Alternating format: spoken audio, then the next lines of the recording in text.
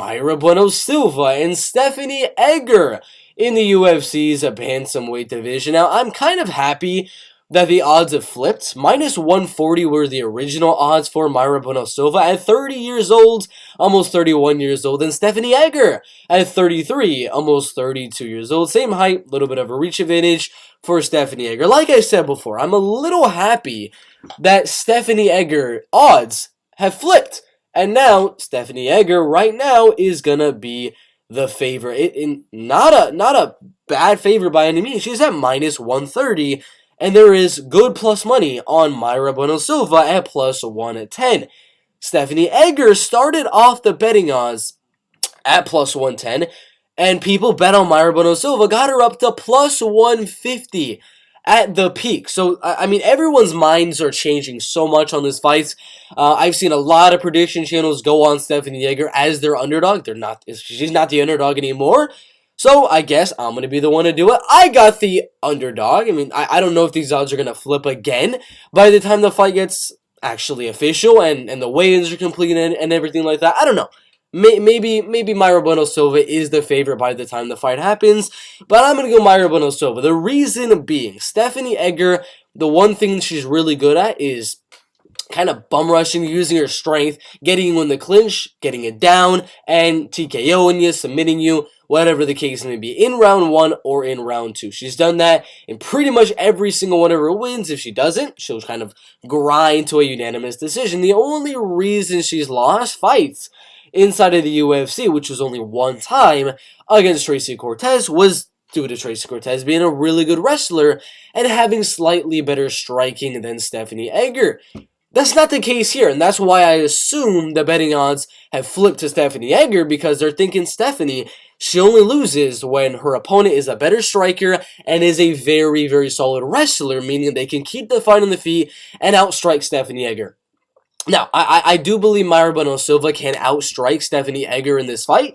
The reason being that these odds keep on flipping, and Stephanie Egger was at plus 150, is now at minus 130, is because Mayra Bueno Silva, if you go on the UFC statistics, the UFCstats.com website, you'll see that Mayra Bueno Silva got taken down against Yanan Wu. I believe she got taken down against Mana Fiorot. Gotta recheck that, but her takedown defense is not necessarily the best. The reason I'm still going to be going with Mayra Bueno Silva to win this fight is because even though she doesn't have the best takedown defense, she does have very good jiu-jitsu, for one. She's got a good armbar, she's got good submissions on the ground, triangles and things like that. Just good submissions. Stephanie Egger also is a good submission practitioner. None of them are like super high level or anything, but they can definitely handle themselves on the ground. The reason I'm going Mayra Bueno Silva, one, is jiu-jitsu. That can kind of help her, use his submissions to get back up on the feet. And number two, Mayra Bueno Silva has shown in her UFC career that even in fights where she gets taken down, she gets grinded, a lot of ground and pound on her, whatever the case may be, a lot of control time by her opponent, she's still able to win the fights on the judges' scorecards because she's able to mitigate the amount of damage her opponent is landing to her on the ground.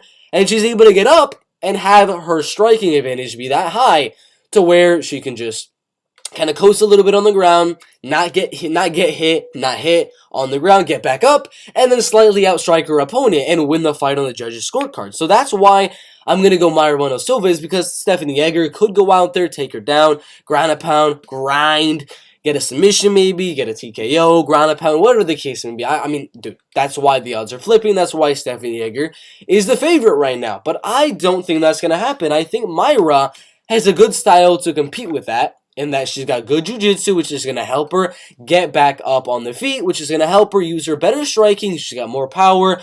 She's got more speed. She throws a heck of a lot more volume in her fights. I mean, she held her own to Mana Fiorot in the striking. That was a pretty decent affair in the striking exchanges in that fight. So that's the reason I'm gonna go Mayra Bueno Silva. Again, I'm not gonna be surprised if Stephanie Egger goes out there and grinds a decision. I mean, it all comes down to Mayra Bueno Silva's takedown defense, first off, which I don't think we can really trust 100%. But number two, it comes down to her fight IQ.